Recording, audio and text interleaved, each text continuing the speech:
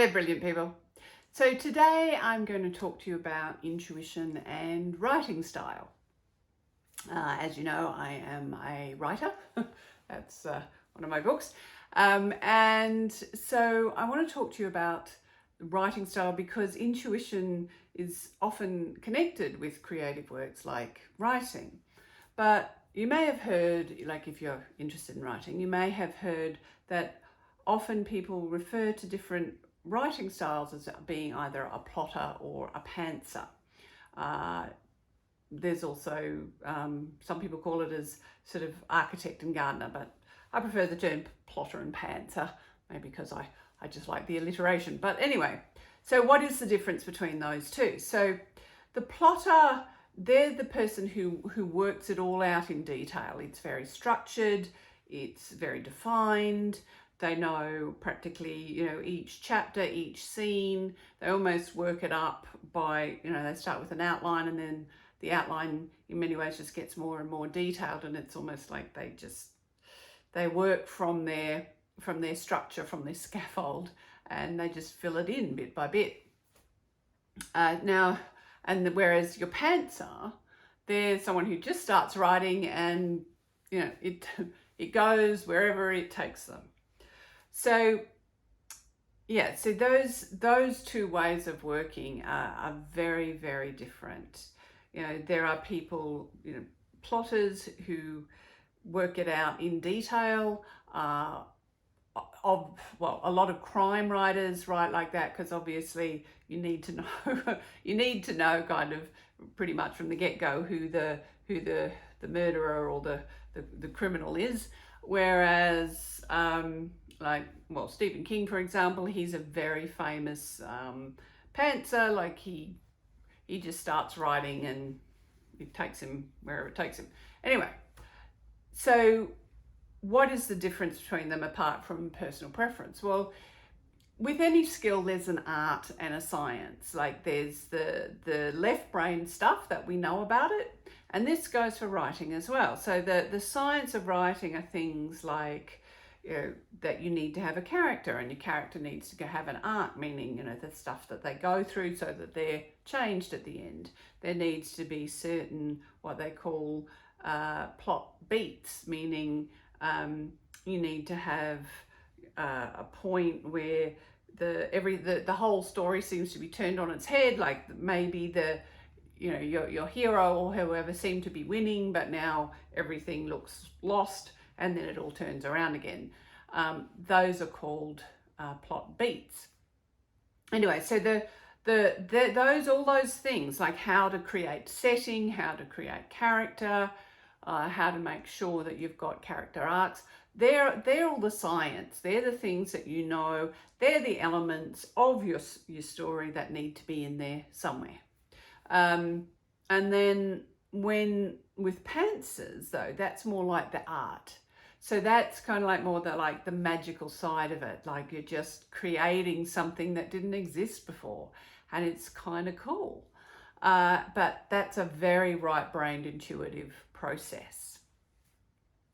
So yes, so there's being a plotter and being a pantser. Now, a lot of people are very heavily on one side or the other, but yeah, I may not be any surprise to you because I like my left brain to talk to my right brain and my right brain to talk to my left brain. I like my art and science to work together. I like my intuitive side and my scientific side to work together. So anyway, so when I'm writing, I tend to think of it a little bit like like I'm actually an orienteer.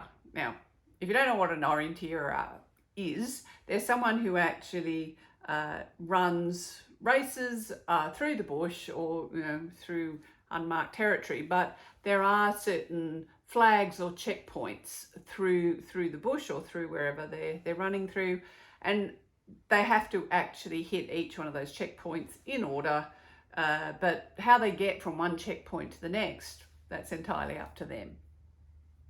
So that's a little bit more of the way that I write, because the thing is, I tried being very, quite intuitive. I tried just pantsing writing stories. But the problem with that is I ended up just constantly sort of going off on tangents and ending up, I actually waste a lot of time, which, it's fun, so it's fine, but it's not really where I wanted to get to.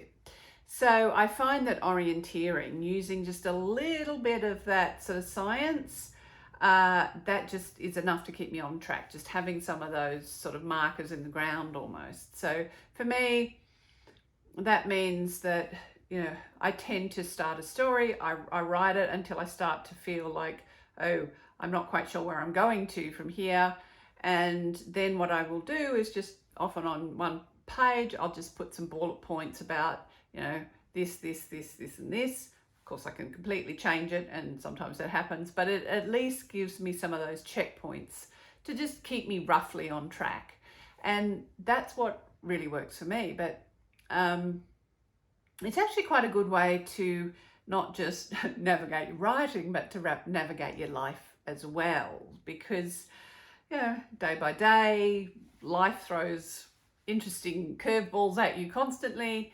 But so it's okay to take different routes or different lengths of time to get to certain checkpoints. But if we have a sense of, well, I want to get to here and then to here and then to here, whether it is, I want to get to the point where I've bought my own home, and then I want to get to the point where I've maybe got an investment property or whatever. Those points, they just give you somewhere to aim for. Anyway, that is about intuition and your writing style, and how you can either, if you want to write intuitively, you can just be a complete pantser, or you can allow your intuition be given just a little bit of direction from your left brain, but still allow your intuition pretty much free rein. And that's what I find works for me. So maybe that'll work for you too, if you're attempting to use your intuition in some kind of creative endeavor, whether it's writing or something else. So hopefully that will help your writing or your creativity to be more brilliant. And until next time, remember that you are brilliant.